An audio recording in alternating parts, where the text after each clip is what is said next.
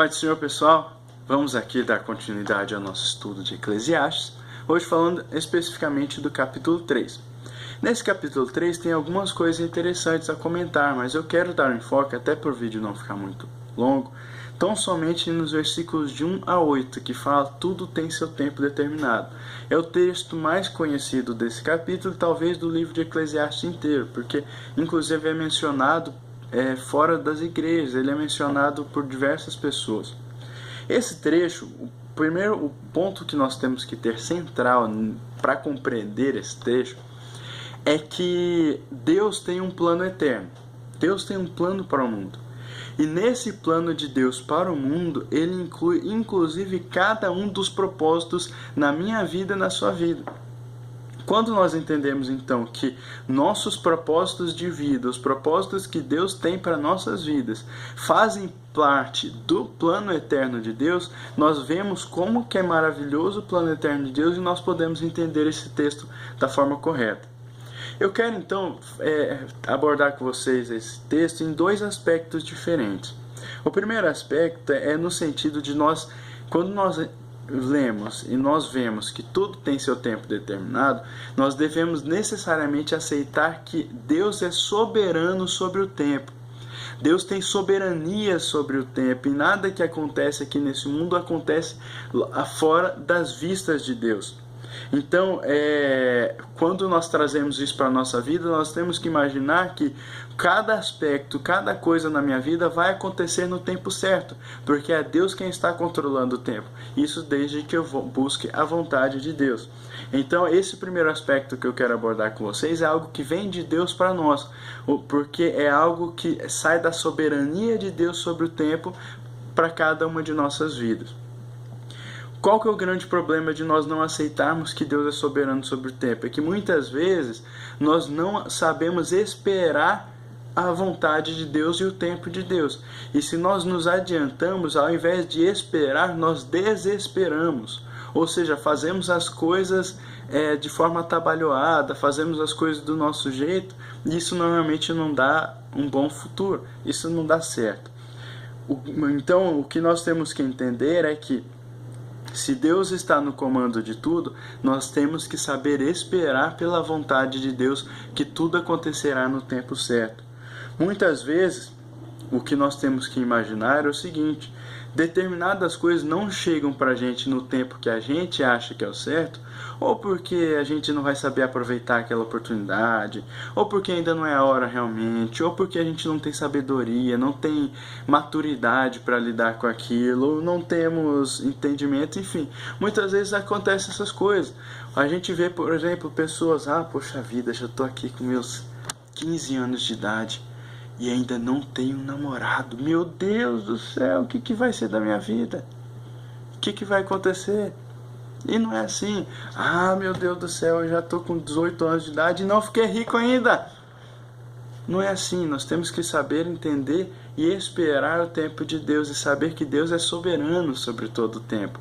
E Ele está no controle do tempo se nós entregarmos a nossa vida e deixar que Ele guie a nossa vida conforme a vontade dEle. Deus está no comando de tudo. O segundo aspecto que eu quero abordar com vocês é quando nós lemos esse texto, nós devemos saber que há tempo para a gente fazer todo o propósito debaixo do céu. E é isso que a Bíblia fala bastante literalmente. Ou seja, tudo que eu me propor a fazer aqui, tudo que eu planejar para a minha vida aqui nessa terra, eu vou ter tempo para fazer.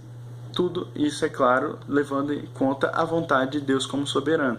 Então aqui já não é mais algo que vem de Deus para nós, mas é algo que parte de nós para Deus, porque depende de uma atitude minha e depende de uma atitude sua. Muitas vezes as pessoas, não, estou esperando a vontade de Deus, estou esperando a vontade de Deus, então eu vou ficar aqui, cruzar meu braço, pronto. Deus não está fazendo. Não é assim. Muitas coisas das nossas vidas vão acontecer através de atitudes nossas, através de aspectos, de coisas que nós vamos fazer, e não tão somente esperar. Então, quando nós entendemos nesse aspecto, nós temos que imaginar o seguinte: Deus estabeleceu a nossa vida em ciclos. Nós temos a nossa infância, a nossa adolescência, a nossa juventude, adulto e depois velhice. Qual que é o grande problema? Quando a pessoa bagunça esses ciclos.